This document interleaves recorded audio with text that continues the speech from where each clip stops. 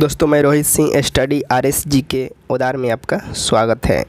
आज का टॉपिक है प्राचीन भारत यानी लुसेंट का पेज नंबर 1 से स्टार्ट कर रहे हैं। पेज नंबर 1, लुसेंट के पेज नंबर 1, प्राचीन भारत का इतिहास के बारे में देखिए। उत्तर में हिमालय से लेकर दक्षिण में समुद्र तक फैलाए उपमहाद्वीप भारतवर्ष के नाम से ज्ञात है, जिसे महाकाव्य तथा पुराणों में भारतवर्ष अर्थात भारत का देश तथा यहाँ के निवासियों को भारतीय अर्थात भारत की संतान कहा गया है। यूनानियों ने भारत को इंडिया तथा मध्यकालीन मुस्लिम इतिहासकारों ने इसे हिंद अथवा हिंदुस्तान के नाम से संबोधित किया है। भारतीय इतिहास को अध्ययन की सुविधा के लिए 3 भागों में बांटा गया है: प्राचीन भारत, मध्यकालीन भारत और आधुनिक भारत। प्राचीन भारतीय इतिहास के स्रोत। प्राचीन भारतीय इतिहास के विषय में जानकारी मुख्यतः 4 स्रोतों से प्राप्त होती है: धर्म ग्रंथ, ऐतिहासिक ग्रंथ, विदेशियों का विवरण, पुरातत्व संबंधित साक्ष्य। धर्म ग्रंथ एवं ऐतिहासिक ग्रंथ से मिलने वाली महत्वपूर्ण जानकारी। भारत का सर्वप्राचीन धर्म ग्रंथ वेद है, जिसके संकलनकर्ता महर्षि कृष्ण देव वेद व्यास को माना जाता है। वेद 4 है: ऋग्वेद, यजुर्वेद, सामवेद और अथर्ववेद। ऋग्वेद ऋचाओं के क्रमबद्ध ज्ञान के संग्रह को ऋग्वेद कहा जाता है। इसमें 10 मंडल, 1028 सूक्तियाँ एवं 10,462 ऋचाएँ हैं। इस वेद के ऋचाओं के पढ़ने वाले ऋषि को होत्री कहते हैं। विश्वामित्र द्वारा रचित ऋग्वेद के 3 मंडल में सूर्य देवता सावित्री को समर्पित प्रसिद्ध गायत्री मंत्र है। इसके 9वें मंडल में देवता सोम का उल्लेख है।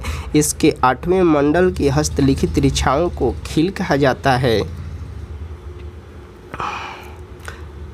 चतुर्थीय समाज की कल्पना का आदि स्रोत ऋग्वेद के 10वें मंडल में वर्णित पुरुषसूक्त है। इसके अनुसार 4 वर्ण ब्राह्मण, क्षत्रिय, वैश्य तथा शूद्र आदि पुरुष ब्रह्मा के क्रमशः मुख, भुजाओं, जंघाओं और चरणों से उत्पन्न हुए हैं। वामनावतार के 3 पगों का आख्यान प्राचीनतम स्रोत ऋग्वेद है। ऋग्वेद में इंद्र के लिए 250 तथा अग्नि के लिए 200 ऋचाओं की रचना की गई है। यजुर्वेद सस्वर पाठ के लिए मंत्रों तथा बलि के समय अनुपालन के लिए नियमों का संकलन यजुर्वेद कहलाता है। इसके पाठकर्ता को अधर्यु कहते हैं। यजुर्वेद में यज्ञों के नियमों एवं विधि विधानों का संकलन मिलता है। यह एक ऐसा वेद है जो गद्य एवं पद्य दोनों में है। सामवेद स से साम, स से संगीत। साम का शाब्दिक अर्थ होता है गान। इस वेद में मुख्यतः यज्ञों के अवसर पर गाए जाने वाले ऋचाओं के संकलन को पाठकर्ता को उधात्री कहते हैं। इसे भारतीय संगीत का जनक कहा जाता है। सामवेद को भारतीय संगीत का जनक कहा जाता है। अथर्ववेद अथर्वा ऋषि द्वारा रचित इस वेद में कुल 731 मंत्र तथा लगभग 6000 पद हैं। इसके कुल मंत्र ऋग्वैदिक मंत्रों से भी प्राचीनतम है। अथर्ववेद में कन्याओं के जन्म को निंदा माना गया है। सबसे प्राचीन वेद ऋग्वेद एवं सबसे बाद का वेद अथर्ववेद है।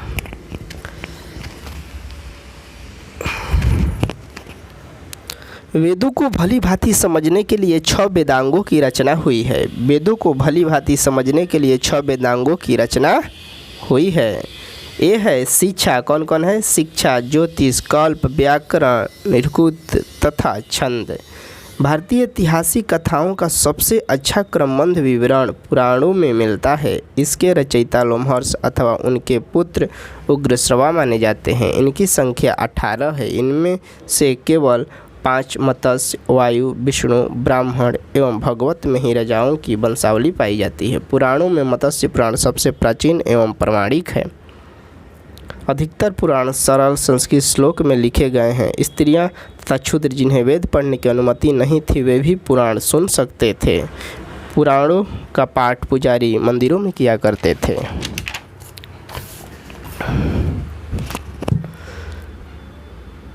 स्त्री की सर्वाधिक गिरी हुई स्थिति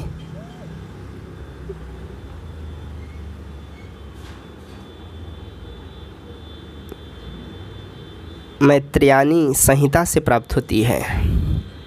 शतपथ ब्राह्मण में स्त्री को पुरुष का अर्धांगिनी कहा गया है। शतपथ ब्रह्मांड में स्त्री को पुरुष का अर्धांगिनी कहा गया है। मनुस्मृति में सबसे प्राचीन एवं प्रमाणिक मनुस्मृति मानी जाती है। स्मृति ग्रंथों में सबसे प्राचीन एवं प्रमाणिक मनुस्मृति मानी जाती है। स्मृति ग्रंथों में सबसे प्राचीन एवं प्रमाणिक मनुस्मृति मानी जाती है। यह शुंग काल का मानक ग्रंथ है। नारद स्मृति गुप्त युग के विषय में जानकारी प्रदान करता है। जातक में बुद्ध की पुनर्जन्म की कहानी वर्णित है। हिनयान का प्रमुख ग्रंथ कथावस्तु है। हिनयान का प्रमुख ग्रंथ कौन सा है? कथावस्तु है, जिसमें महात्मा बुद्ध का जीवन चरित्र अनेक कथाओं के साथ वर्णित है। जैन साहित्य को आगम कहा जाता है। जैन साहित्य को क्या कहा जाता है? तो जैन साहित्य को आगम कहा जाता है। जैन का प्रारंभिक इतिहास कल्पसूत्र से ज्ञात होता है। जैन ग्रंथ भगवती सूत्र में महावीर के जीवन कृतियों तथा अन्य समकालिकों के साथ उनके संबंधों का विवरण मिलता है। अथर्वशास्त्र के लेखक चाणक्य हैं। अथर्वशास्त्र के लेखक कौन है? चाणक्य हैं। उनका 2-3 नाम कौटिल्य, विष्णुगुप्त, चाणक्य उनका नाम है। यह 15 अधिकरणों एवं 180 प्रकरणों में विभाजित है। इसमें मौर्यकालीन इतिहास की जानकारी प्राप्त होती है।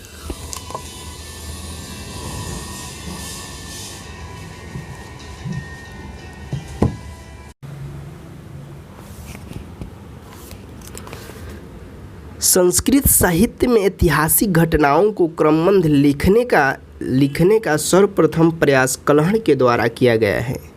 कल्हड़ द्वारा रचित पुस्तक राजतरंगिणी है। कल्हड़ द्वारा रचित एक पुस्तक का नाम है जिसका नाम है राजतरंगिणी, जिसका संबंध कश्मीर के इतिहास से है। इसमें कश्मीर के बारे में लिखा गया है। अरबों की सिद्ध विजय का वृत्तांत चचनामा लेखक अली अहमद से सुरक्षित है। अष्टाध्यायी के लेखक पाणिनि हैं। अष्टाध्यायी के लेखक कौन है? पाणिनि है। इसमें मौर्य के पहले का इतिहास तथा मौर्य युगीन राजनीतिक अवस्था की जानकारी प्राप्त होती है। कात्यायन की गार्मिक संहिता एक ज्योतिष ग्रंथ है, फिर भी इसमें भारत पर होने वाले यवन आक्रमण का उल्लेख मिलता है। पतंजलि पुष्यमित्र शुंग के पुरोहित थे। पतंजलि कौन थे? तो पतंजलि पुष्यमित्र शुंग के पुरोहित थे। इनके महाभाष्य से शुंगों के इतिहास का पता चलता है। विदेशी यात्रियों से मिलने वाली प्रमुख जानकारी यूनानी रोमन लेखक टेसियस, यह ईरान का राज वैद्य था। टेसियस कौन था? यह ईरान का राज वैद्य था। भारत के संबंध में इसका विवरण आश्चर्यजनक कहानियों से परिपूर्ण होने के कारण अविश्वसनीय है। हेरोडोटस, इसे इतिहास का पिता कहा जाता है। इसने अपनी पुस्तक हिस्टोरिका में 5वीं शताब्दी ईसा पूर्व के भारत, फारस, ईरान के संबंध का वर्णन किया गया, परंतु इसका विवरण भी आश्चर्यजनक कहानियों में से है। सिकंदर के साथ आने वाले लेखकों में निरियाकस के विवरण का मिलता है। मेगास्थनीज, यह सेल्यूकस निकेटर का राजदूत था। मेगास्थनीज, यह सेल्यूकस निकेटर का राजदूत था जो चंद्रगुप्त मौर्य के दरबार में आया था। इसने अपनी पुस्तक इंडिका में मौर्य युगीन समाज एवं रीति रिवाज के बारे में लिखा गया है। सेल्यूकस निकेटर कौन था? तो सेल्यूकस सेनापति था। डाइमेकस, यह सीरियन नरेश अंतियोकस का राजदूत था जो बिंदुसार के राज दरबार में आया था। इसका विवरण भी मौर्य युग से संबंधित है। डायोनिसियस, यह मिस्र नरेश टालमी फिलेडेल्फियंस का राजदूत था जो अशोक के दरबार में आया था। टालमी, इसने 2री शताब्दी में भारत का भूगोल नामक पुस्तक लिखा।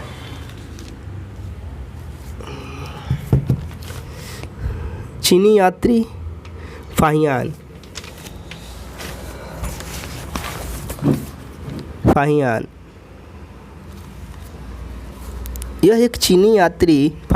यह चीनी यात्री गुप्त नरेश चंद्रगुप्त द्वितीय के दरबार में आया था।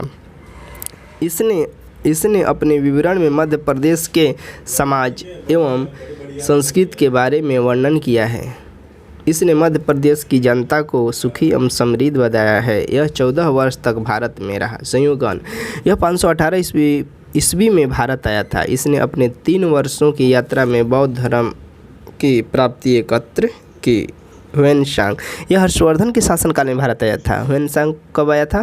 तो हर्षवर्धन के शासनकाल में भारत आया था। ह्वेनसांग 629 ईस्वी में चीन से भारतवर्ष के लिए प्रस्थान किया और लगभग 1 वर्ष की यात्रा के बाद सतपथो भारतीय राज्य कपिसा पहुंचा। भारत में 15 वर्ष तक ठहरकर 645 ईस्वी में चीन लौट गया। वह बिहार में नालंदा विश्वविद्यालय में अध्ययन करने के लिए भारत से बौद्ध ग्रंथों को एकत्र कर ले जाने के लिए आया था। इसने वृत्तांग में शिवकी नाम से प्रसिद्ध है। इसका एक पुस्तक है जिसका नाम है शिवकी, जिसमें 138 देशों का विवरण मिलता है। इसने हर्षकालीन समाज, धर्म एवं राजनीति के बारे में वर्णन किया है। इसके अनुसार सिंध का राजा शूद्र था। ह्वेनसांग ने बुद्ध की प्रतिमा के साथ साथ सूर्य और शिव की प्रतिमाओं का भी पूजन किया था। ह्वेनसांग के अध्ययन के समय नालंदा विश्वविद्यालय के कुलपति आचार्य शिलभद्र थे। यह विश्वविद्यालय बौद्ध दर्शन के लिए प्रसिद्ध था। इत्सिंग, यह 7वीं शताब्दी के अंत में भारत आया। इसने अपने विवरण में नालंदा विश्वविद्यालय, विक्रमशिला विश्वविद्यालय तथा अपने समय के लिए भारत का वर्णन किया है। अरबी लेखक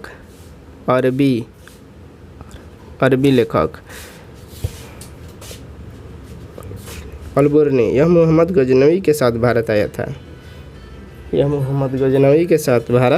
था। अरबी में लिखी गई उसकी कृत किताब द उल हिंद, भारत की खोज, इब्न तुता, इसके द्वारा अरबी भाषा में लिखा गया उसका यात्रा वृत्तांत, जिसे रिहला कहा जाता है। अन्य लेखक तारानाथ, एक तिब्बती लेखक था। इसने कंगूर तथा तंगूर नामक ग्रंथों की रचना की। इसने भारतीय इतिहास के बारे में जानकारी मिलती है। मार्को पोलो, यह 13वीं शताब्दी के अंत में पांड्य देश की यात्रा पर आया था। इसका विवरण भी पांड्य इतिहास के अध्ययन से संबंधित है। पुरातत्व संबंधी साक्ष्य से मिलने वाली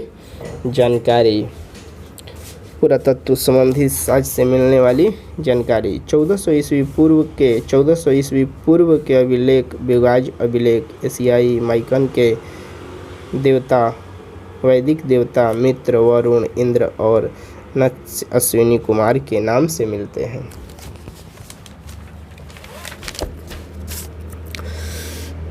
मध्य भारत में भगवत धर्म विकसित होने का प्रमाण यवन राजदूत होलियोडोरस के वेशनगर गरुड़ स्तंभ लेख से प्राप्त होता है। सर्वप्रथम भारतवर्ष का जिक्र हाथी गुफा अभिलेख में है।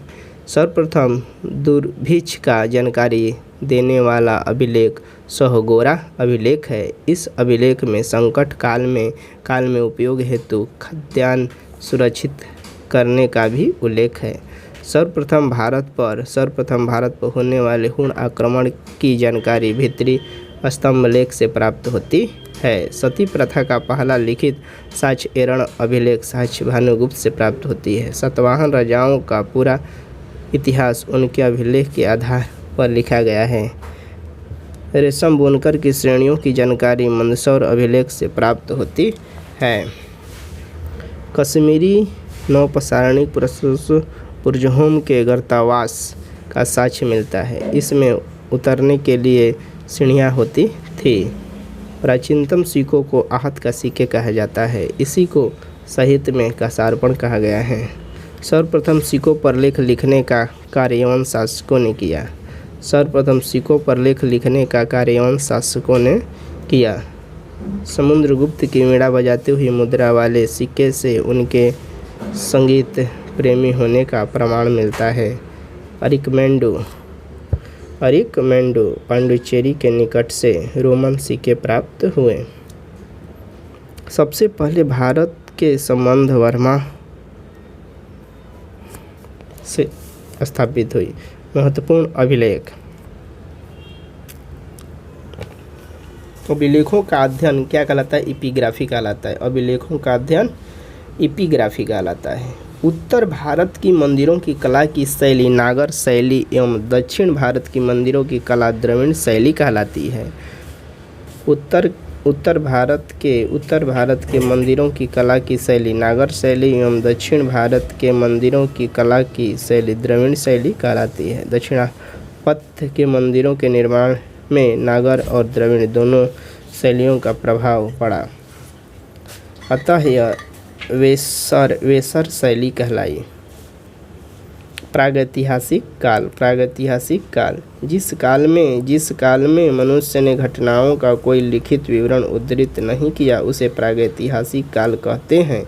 मानव विकास के उस काल को इतिहास कहा जाता है जिसका विवरण लिखित रूप से उपलब्ध हो। आदि ऐतिहासिक काल उस काल को कहते हैं जिस काल में लेखन कला के प्रचलन के बाद उपलब्ध लेख पढ़े नहीं जा सके। ज्ञानी मानव होमोसेपियंस का प्रवेश इस धरती पर आज से लगभग 30 या 40 हजार वर्ष पूर्व हुआ। पूर्व पाषाण युग या पूरा पाषाण युग के मानव की जीविका का मुख्य आधार शिकार था। शिकार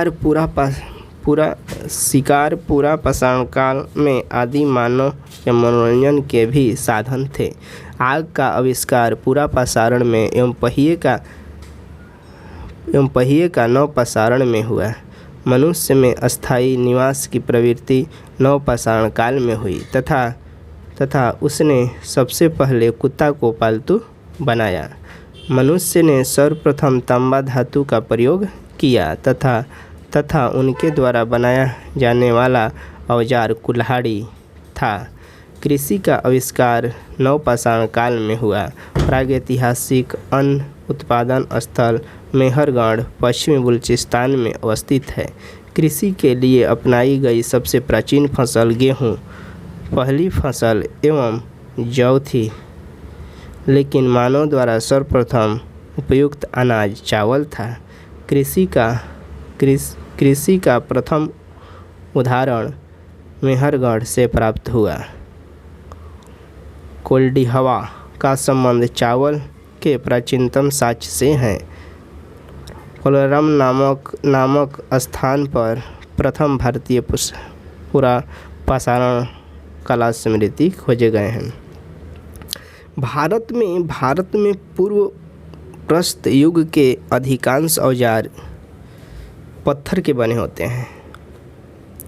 रॉबर्ट ब्रूस वुड पहले व्यक्ति थे जिन्होंने 1863 ईस्वी में भारत में पूरा पाषाणकालीन औजारों की खोज की। भारत का सबसे प्राचीन नगर मोहनजोदाड़ो था। सिंधी भाषा में जिसका संबंध है मृतकों का टीला। असम का श्वेतपुरम भारत में पाया जाने वाला एकमात्र मानवभाव कपि है। इनाम गांव ताम्रपाषाण युग की एक बड़ी बस्ती थी जिसका संबंध जोरवे संस्कृति से है।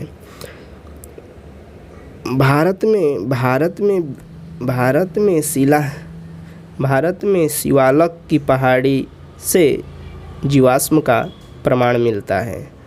भारत में मनुष्य संबंधी सबसे पहला प्रमाण नर्मदा घाटी में मिलता है।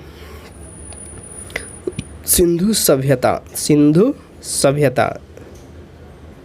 सिंधु सभ्यता रेडियो कार्बन C14 जैसी नवीन विश्लेषण पद्धति के द्वारा सिंधु सभ्यता की सर्वमान्य तिथि है 2400 ईस्वी पूर्व से 1700 ईस्वी पूर्व मानी गई है।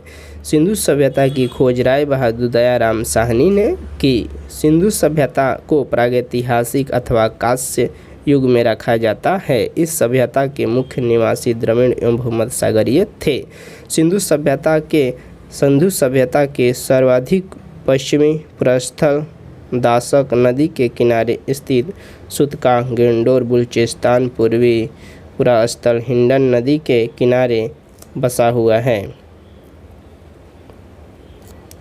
सिंधु सभ्यता या सैंधव सभ्यता नगरीय सभ्यता थी। सैंधव सभ्यता से प्राप्त परित्यक्त अथवा वाले स्थलों में केवल 6 को ही बड़े नगर की संज्ञा दी गई है। मोहनजोदाड़ो, हड़प्पा, गढ़वारेविला, धौलावीरा, राखीगढ़ी, कालीबंगन ये 6 नगर थे सिंधु सभ्यता में। स्वतंत्रता प्राप्ति के पश्चात हड़प्पा संस्कृति के सर्वाधिक स्थल गुजरात में खोजे गए हैं। स्वतंत्रता प्राप्ति के पश्चात हड़प्पा संस्कृति के सर्वाधिक स्थल गुजरात में खोजे गए हैं। लोथल एवं सुतका सिंधु सभ्यता का बंदरगाह था। लोथल एवं सुतकोतदा सिंधु सभ्यता का बंदरगाह था। जुते हुए खेत और नक्काशीदार ईंटों के प्रयोग का साक्ष्य कालीबंगन से प्राप्त हुआ है। मोहनजोदाड़ो से प्राप्त स्नानागार संभवतः सैंधव सभ्यता की सबसे बड़ी इमारत है। मोहनजोदाड़ो से प्राप्त बृहत स्नानागार एक प्रमुख स्मारक है, जिसके मध्य स्थित स्नान कुंड 11.88 मीटर लंबा, 7.01 मीटर चौड़ा, 2.43 मीटर गहरा है। अग्निकुंड लोथल एवं कालीबंगन से प्राप्त हुए हैं। मोहनजोदाड़ो से प्राप्त एक सील पर 3 मुख वाले देवता पशुपतिनाथ की मूर्ति मिली। उनके चारों ओर हाथी, गेंडा, भैंसा, चीता विराजमान थे। मोहनजोदाड़ो से नर्तकी की एक कांस्य मूर्ति मिली। हड़प्पा की मोहरों पर सबसे अधिक एक श्रृंग पशु का अंकन मिलता है। मनके बनाने के कारखाने लोथल एवं चोंदड़ो से मिले हैं। सिंधु सभ्यता की लिपि भाव चित्रात्मक है। यह लिपि दाईं से बाईं ओर लिखी जाती थी। जब अभिलेख एक से अधिक पंक्ति को होता था तो पहली पंक्ति दाईं से बाईं और दूसरी पंक्ति बाईं से दाईं ओर लिखी जाती थी। सिंधु सभ्यता के लोगों ने घरों के विन्यास के लिए ग्रिड पद्धति अपनाई। घरों के दरवाजे और खिड़कियां सड़क की ओर न खुलकर पिछवाड़े की ओर खुलती थी। केवल लोथल नगर के घरों के दरवाजे मुख्य सड़क की ओर खुलते थे। सिंधु सभ्यता के मुख्य फसल थी गेहूं और जौ। सैंधव आटी मिठास के लिए शहद का प्रयोग करते थे। मिट्टी से बने हल का साज बनमाली से मिलती है। रंगपुर एवं लोथल से चावल के दाने मिले, जिससे धान की खेती प्रमाण मिलता है। चावल के प्रथम साक्ष्य लोथल से ही मिले। सुतकोतदा, कालीबंगन एवं लोथल से सैंधवकालीन घोड़े के अस्थि पंजर मिले। तौल की इकाई संभवतः 16 के अनुपात में थी। सैंधव सभ्यता के लोग यातायात के लिए 2 पहिए, 4 पहिए, बैला गाड़ी, भैंसा गाड़ी, घोड़ा गाड़ी का प्रयोग करते थे। मेसोपोटामिया के अभिलेखों में वर्णित में लुआ शब्द का अभिप्राय सिंधु सभ्यता से ही है। संभवतः हड़प्पा सभ्यता का शासन वर्णिक के हाथों में था। पिंगटन ने हड़प्पा एवं मोहनजोदाड़ो को एक विस्तृत समाज की जुड़वा राजधानी कहा। सिंधु सभ्यता के लोग धरती को उर्वरता की देवी मानकर उसका पूजा करते थे। वृक्ष पूजा एवं शिव पूजा प्रचलन सिंधु सभ्यता में मिलते हैं। स्वास्तिक का चिन्ह हड़प्पा सभ्यता की देन है। इस चिन्ह से सूर्योपासना का अनुमान लगाया जाता है। सिंधु सभ्यता के नगरों में किसी भी मंदिर के अवशेष नहीं मिले। सिंधु सभ्यता में मातृदेवी की उपासना सर्वाधिक प्रचलित थी। पशुओं में कुबड़ा वाला साड़ी सभ्यता के लोगों के लिए विशेष पूजनीय था। स्त्रियां मूर्ति पूजा अधिक मिलने में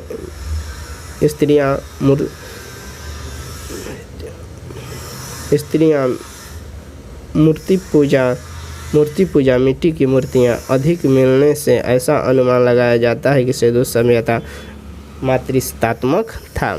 सैंधववासी सूती एवं ऊनी वस्त्रों का प्रयोग करते थे। मनोरंजन के लिए सैंधववासी मछली पकड़ना, शिकार करना, पशु पक्षियों को आपस में लड़ाना, चौपड़ और पासा खेलना आदि साधनों का प्रयोग करते थे। सिंधु सभ्यता के लोग काले रंग से डिजाइन किए हुए लाल मिट्टी के बर्तन बनाते थे। सिंधु घाटी के लोग तलवार से परिचित नहीं थे। कालीबंगन एकमात्र हड़प्पाकालीन स्थल था जिसका निचला शहर सामान्य लोगों के रहने हेतु भी किले से घिरा हुआ था। कालीबंगन का अर्थ है काली चूड़ियाँ। यहाँ से पूर्व हड़प्पा स्तरों के खेत जोते जाते थे। अग्नि पूजा की प्रथा के प्रमाण मिले। पर्दा प्रथा एवं वेश्यावृत्ति सिंधु सभ्यता में प्रचलित थी। शवों को जलाने एवं गाड़ने यानी दोनों प्रथाएं प्रचलित थी। हड़प्पा में शवों को दफनाने जबकि मोहनजोदाड़ो में जलाने की प्रथा विद्यमान थी। लोथल एवं कालीबंगन के युग में समाधियाँ मिली। सिंधु सभ्यता के विनाश का कारण बाढ़ माना जाता है। आग में पकी हुई मिट्टी को टेराकोटा कहा जाता है। सिंधु सभ्यता के प्रमुख स्थल नदी उत्कर्ता वर्तमान स्थिति देखिए, हड़प्पा रावी नदी के तट पे बसा हुआ है। इसके खोजकर्ता उत्कर्ता हैं दयाराम साहनी एवं माधव स्वरूप वत्स। 1921 ईस्वी में ये जगह है पाकिस्तान का मोटगोरी जिला। मोहनजोदाड़ो सिंध नदी के तट पे बचा है। मोहनजोदाड़ो सिंधु नदी के तट पे बसा हुआ है। कहाँ इसको खोजे थे रखाल दास बनर्जी। कब? तो 1922 में। कहाँ? तब पाकिस्तान के सिंध प्रांत लरकाना जिला। चुहंदड़ो सिंधु नदी के तट पे बसा हुआ है। कालीबंगन घाघरा नदी, कोटदीजी, सिंधु, रंगपुर, मादर, रोपण, सतलज, लोथल, भगवान नदी।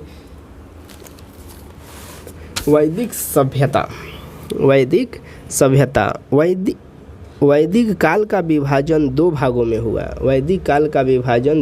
में हुआ। पहला ऋग्वैदिक काल 1500 से 1000 ईस्वी पूर्व को माना जाता है। उत्तर वैदिक काल 1000 से 600 ईस्वी पूर्व माना जाता है। आर्य सर्वप्रथम पंजाब एवं अफगानिस्तान में बसे। मैक्समूलर ने आर्यों का मूल निवास मध्य एशिया को माना है। आर्यों द्वारा निर्मित सभ्यता वैदिक सभ्यता कहलाई। आर्यों द्वारा विकसित सभ्यता ग्रामीण सभ्यता थी। आर्यों की भाषा संस्कृत थी। आर्यों के प्रचलित इकाई आरोही क्रम में इन 5 ग्रामों में 20 का प्रधान 20 पति बटा गया था। कुल ग्राम 20 जन राष्ट्र 5 भाग में बटा गया। कुल ग्राम 20 जन राष्ट्र। ग्राम के मुखिया ग्रामीणी, 20 का प्रधानमंत्री 20 पति एवं जन के शासक राजन कहलाते थे। राज्याधिकारियों में पुरोहित एवं सेनानी प्रमुख थे।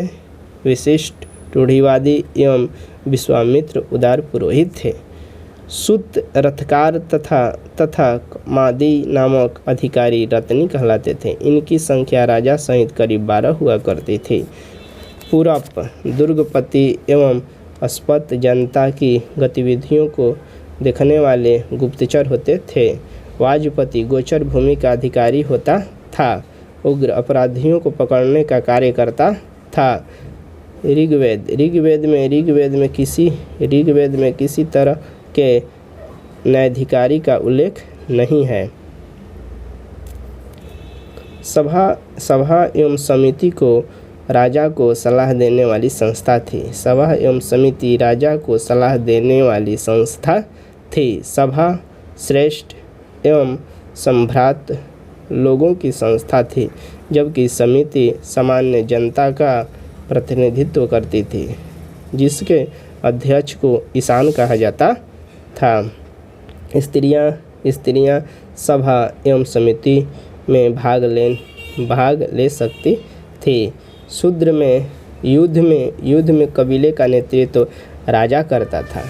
युद्ध में कबीले का नेतृत्व कौन करता था? राजा करता था। युद्ध के लिए गवेष्टिक शब्द का प्रयोग किया जाता है, जिसका अर्थ है गायों की खोज।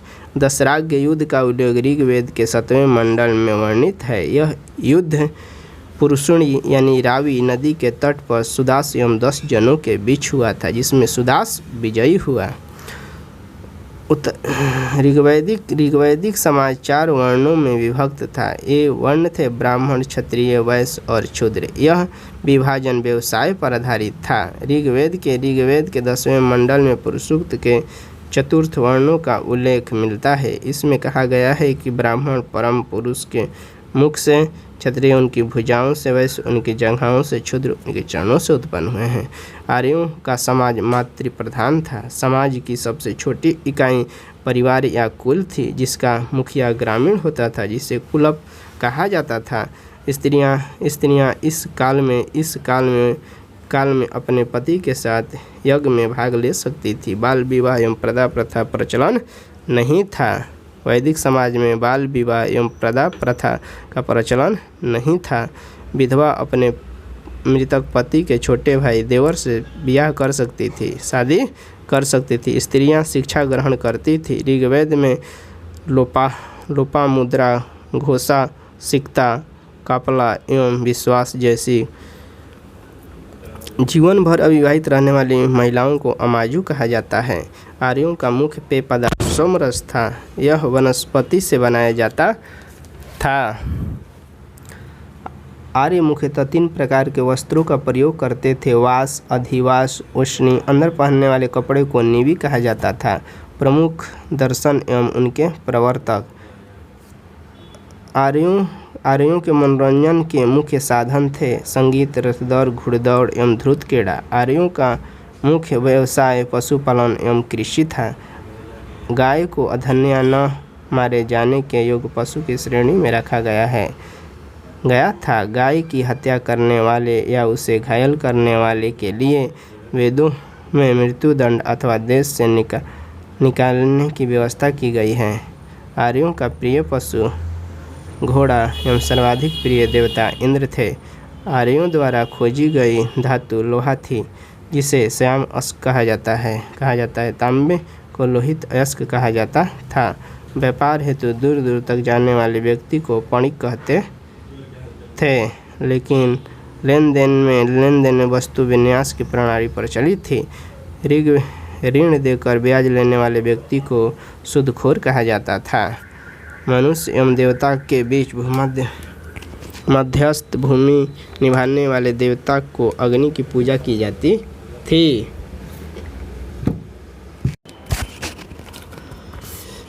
उत्तरवैदिक काल में हल को सिरा और हल रेखा को सीता कहा जाता था। उत्तरवैदिक काल में निष्क और शतमान मुद्रा की इकाइयाँ थी, लेकिन इस काल में किसी खास भार, आकृति और मूल्य के सिक्कों के चलन का कोई प्रमाण नहीं मिलता है।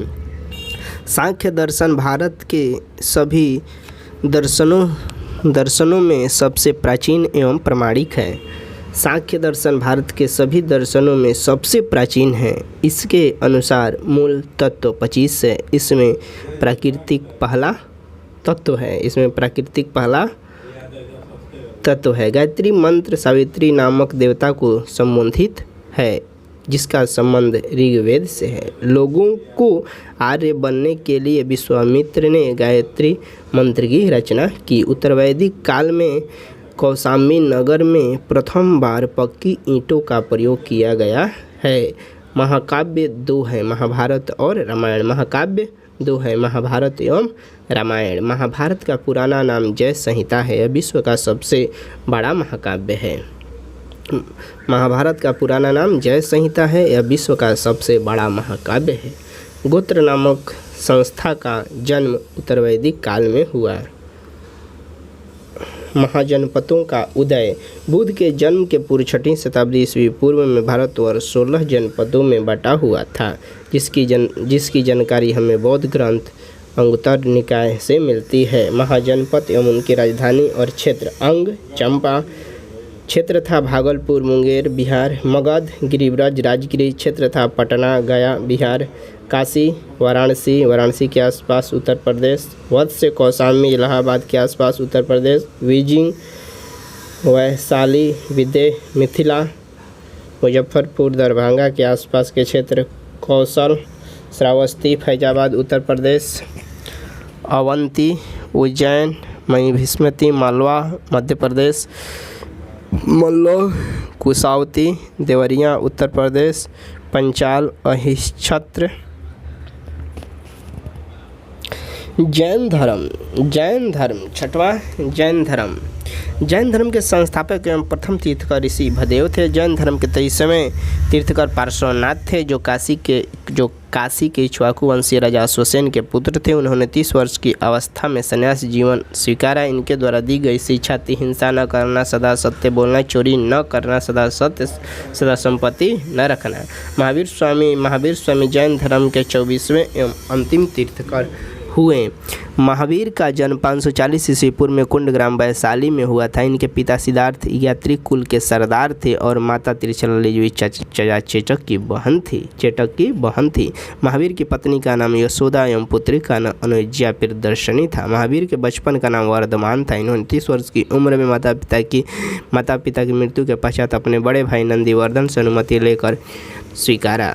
आर्यों की कठिन तपस्या के बाद महावीर को जिराम्फी के समीप ऋजुपालिका नदी के तट पर साल वृक्ष के नीचे ज्ञान की प्राप्ति हुई। इसी समय से महावीर जिन विजेता, हर्त, पूज्य और निर्ग्रंथ बंधनहीन कहलाए। महावीर ने अपना उपदेश प्राकृतिक अर्ध माधी भाषा में दिया। महावीर के अनुयायियों को मूलतः निग्रंथ कहा जाता है। महावीर के प्रथम अनुयायी उनके दामाद प्रियदर्शनी के पति जामिल बने। प्रथम जैन भिक्षु नरेश दधिवाहन की पुत्री चंपा थी। महावीर ने अपने शिष्यों को 11 गणधरों में विभाजित किया था।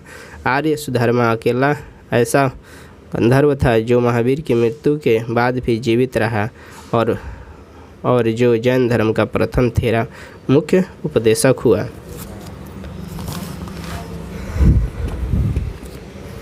प्रमुख जैन तीर्थकर और उनके प्रतीक चिन्ह।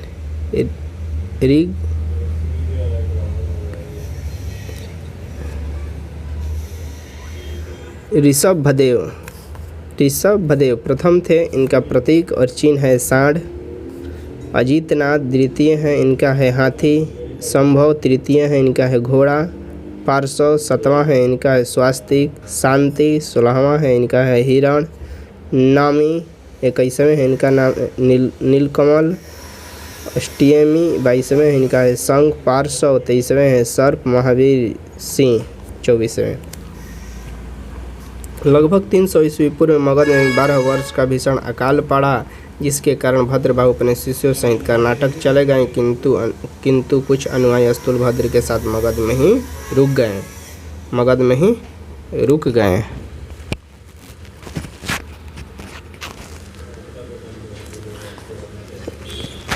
भद्रबाहु के वापस लौटने पर मगध के साधुओं में उनका गहरा मतभेद हो गया, जिसके परिणाम जैन 2 भागों में बट गया। श्वेतांबर और दिगंबर 2 भागों में बट गया। स्थूलभद्र के शिष्य श्वेतांबर जो श्वेत वस्त्र धारण करते थे, भद्रबाहु के शिष्य दिगंबर जो नग्न रहने वाले कहलाए। जैन संगीति 2 बार हुई थी। प्रथम 300 ईस्वी पूर्व में पाटलिपुत्र अध्यक्ष था स्थूलभद्र। द्वितीय बौद्ध संगीति 6वीं शताब्दी में हुआ था। स्थल था गुजरात। श्रवण किए थे। जैन धर्म के 3 गो रत्न हैं, सम्यक दर्शन, सम्यक ज्ञान, सम्यक आचरण। जैन धर्म के 3 रत्न हैं, सम्यक दर्शन, सम्यक ज्ञान, सम्यक आचरण। 3 रत्न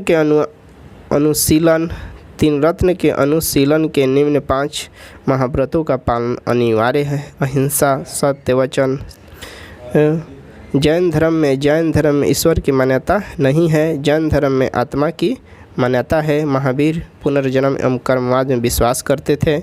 जैन धर्म के सप्तभागी ज्ञान के नए नाम। जैन धर्म ने अपने आध्यात्मिक विचारों को सांख्य दर्शन से ग्रहण किया।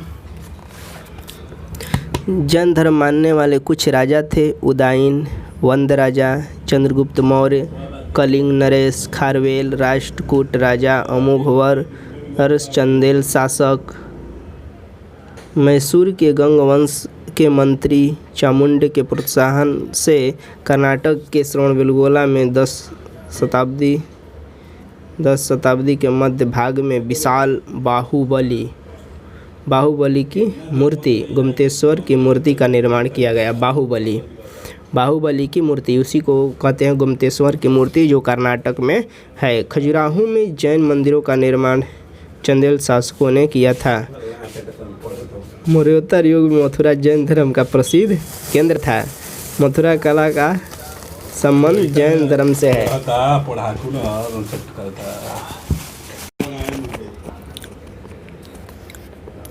जैन तीर्थंकरों की जीवनी भद्रबाहु द्वारा रचित कल्प सूत्र में है। 72 वर्ष की आयु महावीर की मृत्यु हो गई। 468 ईस्वी पूर्व में बिहार राज्य के पावापुरी राजगिरी में उनकी मृत्यु हुई थी। 72 वर्ष की आयु में पावापुरी राजगिरी में उनकी मृत्यु हुई थी। मल्लह राजा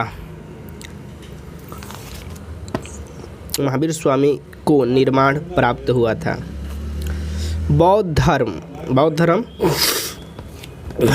बौद्ध धर्म के संस्थापक गौतम बुद्ध थे। इन्हें एशिया का ज्योति पुंज या लाइट ऑफ एशिया कहा जाता है। बौद्ध धर्म के संस्थापक गौतम बुद्ध थे, जिन्हें लाइट ऑफ एशिया कहा जाता है। बुद्ध के जीवन से संबंधित बौद्ध धर्म के प्रतीक जन्म, प्रतीक क्या है? कमल एवं सांड। घटना निर्माण, प्रतीक पद चिन्ह। गृह त्याग, घोड़ा, यानी घोड़ा से घर त्यागे थे। घटना मृत्यु, प्रतीक स्तूप। ज्ञान कहाँ हुआ था? पीपल, वृक्ष के नीचे बोधि वृक्ष गया। गौतम बुद्ध का जन्म 563 ईस्वी पूर्व में कपिलवस्तु के लुम्बिनी नामक स्थान पर हुआ था। इनके पिता सुदोधन शाक्य गण के मुखिया थे। इनकी माता माया देवी की मृत्यु इनके जन्म के 7वें दिन हो गई। इनकी लालन पालन इनकी सौतेली माँ प्रजापति गौतमी ने की थी। इनके बचपन का नाम सिद्धार्थ था। गौतम बुद्ध का विवाह 16 वर्ष की अवस्था में यशोधरा के साथ हुआ। इनके पुत्र का नाम राहुल था। सिद्धार्थ जब कपिलवस्तु की सैर पर निकले तो इन्होंने 4 दृश्य देखे। बूढ़ा व्यक्ति, एक बीमार व्यक्ति, एक शव, एक सन्यासी।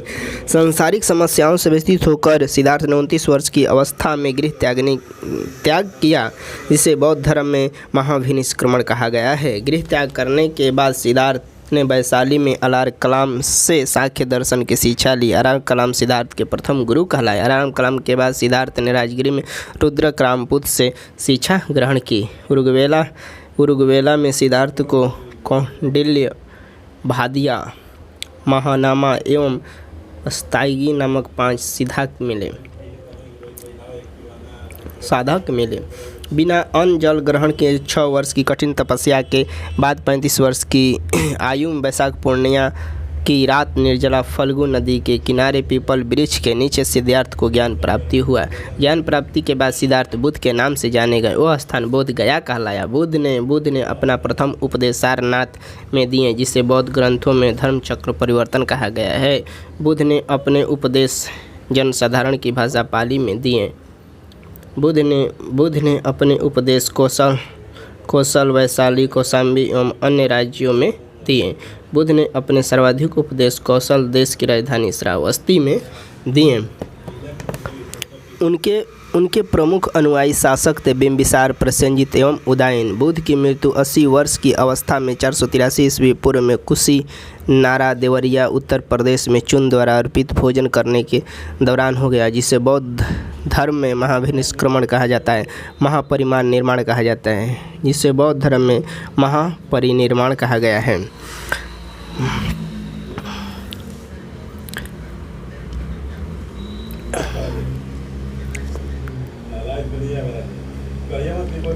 बौद्ध धर्म में पुनर्जन्म की मान्यता है।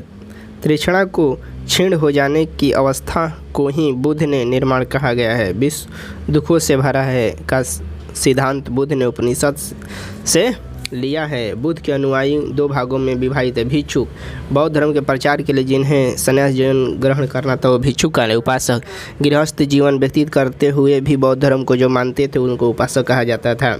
बौद्ध संघ में सम्मिलित होने के लिए न्यूनतम आयु 15 वर्ष थी। बौद्ध संघ में प्रविष्ट होने वाली उपसमुदाय कहा जाता था। बौद्ध धर्म के 3 गो रत्न थे। बौद्ध धम्म संघ। बौद्ध सभाएं। प्रथम बौद्ध सभाएं 483 ईस्वी पूर्व में स्थान राजगृह था। अध्यक्ष महाकश्यप थे, शासक अजातशत्रु था। द्वितीय बौद्ध संगीति 383 ईस्वी पूर्व में वैशाली में हुआ था। अध्यक्ष थे सबाकामी, शासक था कालाशोक। तृतीय बौद्ध संगीति 255 ईस्वी पूर्व में हुआ था। पाटलिपुत्र, अध्यक्ष थे मेघलीपुत्र, शासक अशोक। चतुर्थ बौद्ध संगीति प्रथम ईसा के प्रथम शताब्दी में हुआ था। कुंडल वन में वसुमित्र अश्वघोष यानी अध्यक्ष थे, शासक कनिष्क था। चतुर्थ बौद्ध संगीति के बाद बौद्ध धर्म 2 भागों हीनयान तथा महायान में विभाजित हो गया। बौद्ध धर्म के महायान संप्रदाय का आदर्श बोधिसत्व है। बोधिसत्व दूसरे के कल्याण को प्राथमिकता देते हुए अपने निर्माण में विलंब करते हैं।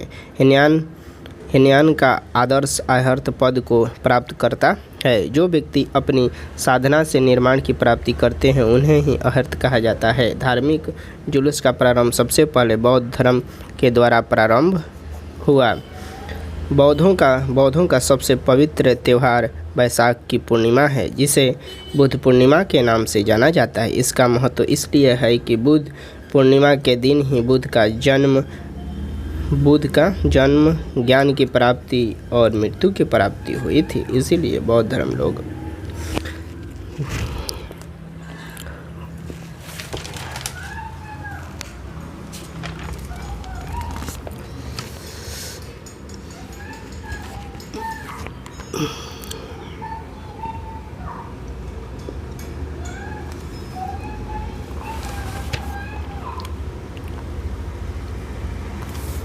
शैव धर्म।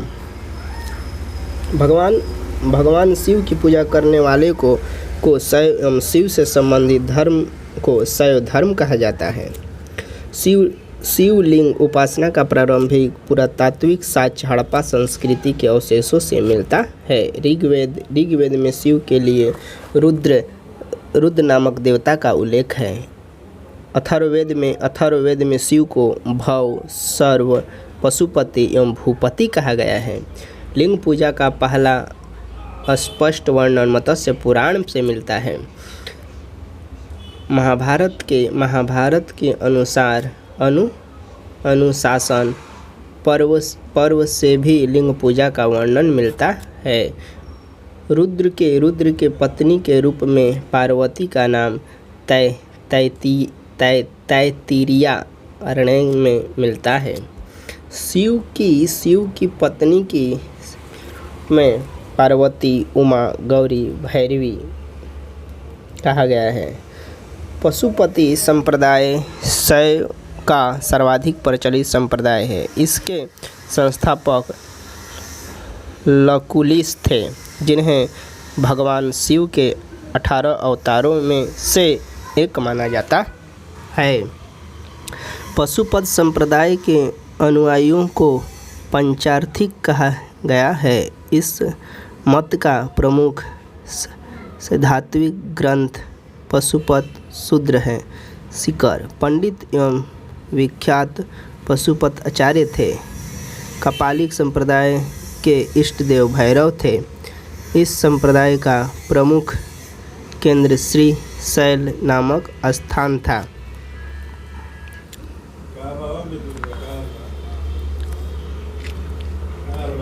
दक्षिण भारत में शैव धर्म चालुक्य राष्ट्र, पल्लव एवं चोलों के समय लोकप्रिय था। चोल शासक राजराजा प्रथम ने तंजौर में प्रसिद्ध राजेश्वर शैव मंदिर का निर्माण करवाया था, जिसे बृहदेश्वरी मंदिर के नाम से भी जाना जाता है। कुषाण शासकों की मुद्राओं पर शिव एवं नंदी का एक साथ अंकन प्राप्त होता है। वैष्णव धर्म के विषय में प्रारंभिक जानकारी उपनिषदों से मिलती है। इसका विकास भगवत धर्म से हुआ है। नारायण के पूजन मूलतः पंचरात्र कहे जाते थे। वैष्णव धर्म के प्रवर्तक श्री कृष्ण थे। जिनकी निवास स्थान मथुरा था। कृष्ण का उल्लेख सर्वप्रथम छांदोग्य उपनिषद देवकी पुत्र से मिलता है। विष्णु के 10 अवतारों का उल्लेख मत्स्य पुराण में मिलता है। 10 अवतार इस प्रकार है: मत्स्य, कूर्म, वराह, नरसिंह, वामन, परशुराम, राम, बलराम, बुद्ध एवं कल्कि। गुप्त काल में विष्णु का वराह अवतार सर्वाधिक प्रसिद्ध था। वैष्णव धर्म में ईश्वर को प्राप्त करने के लिए सर्वाधिक महत्व भक्ति को दिया गया है। भगवान विष्णु के सुदर्शन चक्र में 6 तिलियां हैं। प्रमुख संप्रदाय एवं मत आचार्य। इस्लाम धर्म के संस्थापक हजरत मोहम्मद साहब थे। हजरत मोहम्मद साहब का जन्म 570 ईस्वी पूर्व में मक्का में हुआ था। हजरत मोहम्मद साहब के पिता का नाम अब्दुल्ला और माता का नाम अमीना था। हजरत मोहम्मद साहब को 610 ईस्वी में मक्का में दफनाया गया। हजरत मोहम्मद साहब को 610 ईस्वी में मक्का के पास हीरा नामक गुफा में दफनाया गया। 24 सितंबर 622 ईस्वी को पैगंबर के मक्का से मदीना की यात्रा इस्लाम जगत में मुस्लिम संवत हिजरी संवत के नाम से जाना जाता है। मोहम्मद की शादी 25 वर्ष की अवस्था में खदीजा नामक विधवा के साथ हुआ। मोहम्मद साहब की पुत्री का नाम फातिमा एवं माता का नाम एवं दामाद का नाम अली था। देवदूत जिब्रियल ने पैगंबर मोहम्मद साहब को कुरान अरबी भाषा में संप्रेरित की। कुरान इस्लाम धर्म का पवित्र ग्रंथ है। पैगंबर मोहम्मद साहब के कुरान की शिक्षाओं का उपदेश दिया। हज़रत मोहम्मद साहब की मृत्यु 8 जून 632 ईस्वी को हुई। उन्हें मदीना में दफनाया गया। मोहम्मद साहब की मृत्यु के बाद इस्लाम सुन्नी एवं शिया नामक 2 भागों में बंट गया। सुन्नी उन्हें कहते हैं जो सुन्ना में विश्वास करते हैं। सुन्ना पैगंबर मोहम्मद साहब के कथनों पर चलते थे। शिया अली की शिक्षाओं पर चलते हैं। अली सन 661 ईस्वी में हत्या कर दी गई। अली के पुत्र हुसैन की हत्या 680 ईस्वी में कर दी। इराक में पैगंबर मोहम्मद साहब का उत्तराधिकारी खलीफा कहलाए। इस्लाम जगत में खलीफा पद 1924 ईस्वी तक रहा। 1924 ईस्वी में इसे तुर्की के शासक मुस्तफ़ा। भारत में सर्वप्रथम इस्लाम जगत का आगमन अरबों के जरिए हुआ। 712 ईस्वी में अरबों ने सिंध जीत लिया और इससे पहले भारत में इसी भाग में इस्लाम का महत्वपूर्ण धर्म बनाया। ईसाई धर्म के संस्थापक ईसा मसीह हैं। ईसाई धर्म के प्रमुख ग्रंथ बाइबिल है। ईसा मसीह का जन्म यरूशलेम के निकट बेथलहम नामक स्थान पर हुआ था। ईसा मसीह के जन्म दिवस को क्रिसमस के रूप में मनाया जाता है। ईसा मसीह के माता का नाम मेरी, पिता का नाम जोसेफ था। ईसा मसीह ने अपने जीवन के प्रथम 30 वर्ष तक बढ़ई के रूप में बेथलहम के निकट जानरेस में बिताया। ईसा मसीह के प्रथम 2 शिष्य थे एंडस और पीटर। ईसा मसीह को सूली पर रोमन गवर्नर पोर्टियस ने चढ़ाया था। ईसा मसीह को 33 वर्ष की अवस्था में सूली पर चढ़ाया गया। ईसा मसीह का सबसे पवित्र ग्रंथ क्रॉस है। ईसाई 3 गो रत्नों पर विश्वास करते हैं। ईश्वर पिता है, ईश्वर पुत्र है, ईश्वर पवित्र आत्मा है। पारसी धर्म के पैगंबर जरथुष्ट्र ईरानी थे। इनके शिक्षाओं का संकलन ज़ेंदावेस्ता नामक ग्रंथ है जो पारसियों का सर्वाधिक ग्रंथ है। इनकी मूल शिक्षा का मूल सूत्र है सद विचार, सद वचन, सद कार्य। इनके अनुयायी एक ईश्वर उहुर को मानते हैं। इस धर्म के अनुयायियों को अग्नि पूजा भी कहा जाता है। अब अगला वीडियो में पढ़ेंगे दोस्तों।